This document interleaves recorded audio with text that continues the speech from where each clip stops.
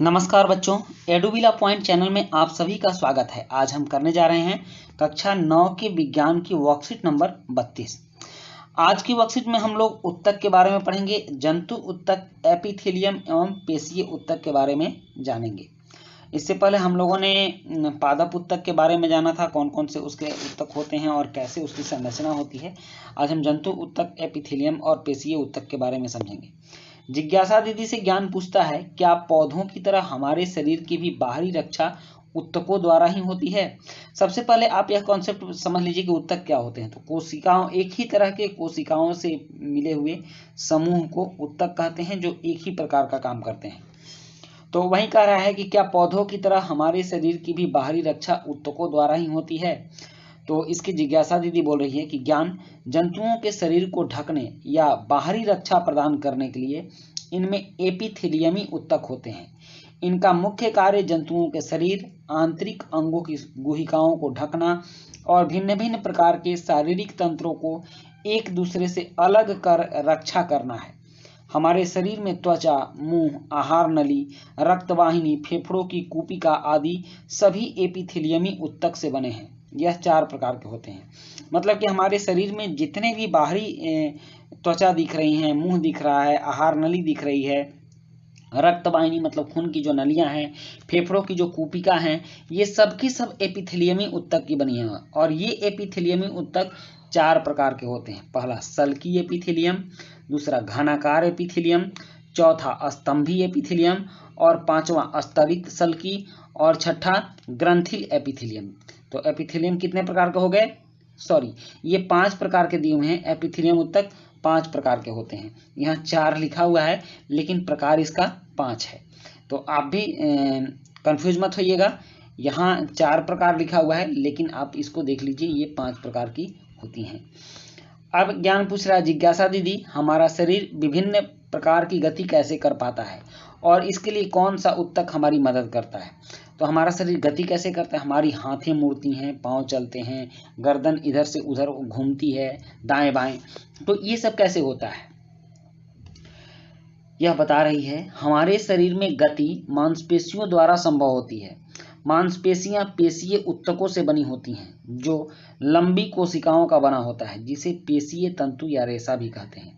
मतलब हमारी जो मांसपेशियां हैं वो पेशीय उत्तकों की बनी होती हैं। ये इस प्रकार की होती हैं, लंबी, ठीक। और पेशीय उत्तक की कोशिकाओं में एक विशेष प्रकार का प्रोटीन होता है, जिसे सिकुड़ने वाला प्रोटीन कहते हैं, जिसके संकुचन और प्रसार के कारण मांसपेशियां सिकुड़ती और फैलती हैं और शरीर में गति होती है। पेशीय उत्तक 2 प्रकार के होते हैं, ऐच्छिक पेशीय उत्तक और अनैच्छिक पेशीय उत्तक। जिन पेशियों को हम इच्छानुसार आवश्यकता पड़ने पर नियंत्रित कर सकते हैं, इन्हें कंकाल पेशी भी कहा जाता है, क्योंकि ये अधिकतर अस्थियों, कंकाल से जुड़ी होती हैं। आप अपने बाजू के जो बांह है आपका, आप वहाँ की पेशियों को देखिए, ये हड्डियों से जुड़ी हुई हैं। आप अपने उंगली की पेशियों को देखिए, ये भी हड्डी से जुड़ी हुई हैं। और इन्हीं पेशियों के हड्डी से जुड़े होने के कारण ही यह हमारे जो अंग हैं यह हिल पाते हैं या गति कर पाते हैं। जैसे रेखित पेशी उत्तक। अब अनैच्छिक पेशी उत्तक क्या है? तो जिन पेशियों को हम इच्छानुसार नियंत्रित नहीं कर पाते, जैसे अपने हाथ की पेशियों को इच्छानुसार, मन हुआ तो हाथ को खोला, मन हुआ तो मुट्ठी बंद कर ली, अपने हिसाब से करते हैं। लेकिन कुछ ऐसी भी पेशियां हैं जो हमारे नियंत्रण में नहीं रहती, जैसे हृदय की पेशी, आहार नाल में भोजन का प्रवाह इत्यादि। उदाहरण है चिकनी पेशी एवं हृदय पेशी। तो अब है रेखित पेशी। रेखित पेशी क्या होता है? तो इस उत्तक की कोशिकाएं लंबी, बेलनाकार, शाखा रहित और बहुकेंद्रित होती हैं। इसके बहुत से केंद्र होते हैं। जैसे देखिए यहाँ रेखित पेशी, इसमें 1 2 3 ऐसे करके बहुत से केंद्र हैं और ये लंबी भी हैं। यह अस्थियों से जुड़ी होती हैं और पार्श्व में हल्के गहरे रंग की धारियां होती हैं, इसलिए इन्हें रेखित पेशी भी कहा जाता है। शरीर की सभी अस्थियों के साथ यह उत्तक जुड़ा होता है, जो शारीरिक गति में सहायक है। इसे हम इच्छा अनुसार नियंत्रित कर सकते हैं। अब है हृदय पेशी, मतलब हृदय की पेशी। इस उत्तक की कोशिकाएं एक केंद्रीकृत बेलनाकार और शाखान्वित होती है, जिसमें इसमें एक ही केंद्र होता है और रेखित में अनेक केंद्र होते हैं। यह केवल हृदय में उपस्थित होती है और जीवन भर बिना थके लयबद्ध होकर फैलती और सिकुड़ती है, जो हृदय को गति प्रदान करती है। इसमें एक ही केंद्रक होता है और यह बिना थके पूरी जिंदगी काम करते रहती है। और चिकनी पेशी, इस उत्तक की कोशिकाएं लंबी, शाखा रहित, एक केंद्रीयकृत तथा सिरों से पतली तर्करूपी होती हैं। आप देखिए ये इस तरह की हैं। इस उत्तक में गहरी हल्की धारियां नहीं होती, जिन्हें अरेखित पेशी उत्तक भी कहा जाता है। यह श्वसन नली, अमाशय आदि आंतरिक अंगों का निर्माण करता है और यह उस सतह को चिकना बनाता है, जिससे कि इससे गुजरने वाला पदार्थ आसानी से गुजर सके। अब प्रश्न है कि अनैच्छिक पेशी उत्तक क्या होते हैं और यह कहाँ स्थित होते हैं। प्रश्न 1, अनैच्छिक पेशी उत्तक क्या होते हैं, यह कहाँ स्थित होते हैं। तो देखिए अनैच्छिक पेशी उत्तक सिंपल सा है, यहाँ से अनैच्छिक पेशी उत्तक जिन पेशियों को हम इच्छानुसार नियंत्रित नहीं कर सकते हैं, जैसे हृदय की पेशियां, आहार नाल में भोजन का प्रभाव इत्यादि, ये हृदय और आहार नाल में होता है। तो यहाँ से प्रश्न नंबर 1 का उत्तर लिखिएगा, यहाँ से लेकर यहाँ तक। ठीक है। अब प्रश्न 2 देखते हैं। एपिथेलियम उत्तक सामान्यतः कितने प्रकार के होते हैं। तो एपिथेलियम उत्तक सामान्यतः 5 प्रकार के होते हैं। आप यहाँ लिखिएगा, इतने बात को लिख लीजिएगा, एपिथेलियम उत्तक 5 प्रकार के होते हैं। यह प्रश्न 2 का उत्तर हो जाएगा। समझ गए। अब है नेक्स्ट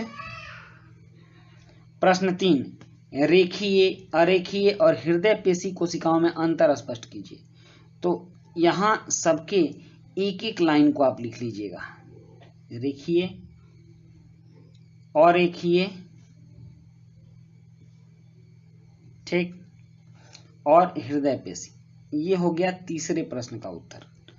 अब नेक्स्ट है चौथा प्रश्न की ग्रंथिल और घनाकार एपिथेलियम उत्तकों में अंतर स्पष्ट कीजिए। तो ग्रंथिल और घनाकार, यहां देखिए,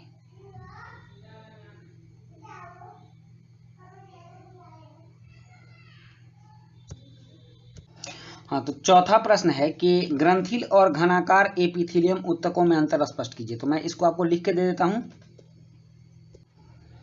देखिए इसका उत्तर होगा,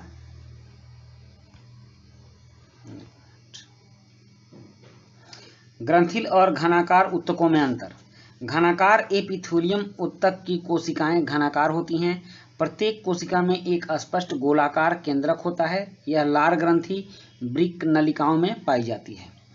और ग्रंथिल उत्तक, कभी कभी एपिथेलियम उत्तक का कुछ भाग अंदर की ओर मुड़ा होता है तथा यह एक बहुकोशिक ग्रंथि होता है। यह ग्रंथिल एपिथेलियम कहलाता है। यह जरूरी पदार्थों का स्राव करते हैं। तो इस तरह से आपके चारों प्रश्न हो गए और आपकी वर्कशीट भी कंप्लीट हो गई। तो मिलते हैं नेक्स्ट वर्कशीट में। Thank you.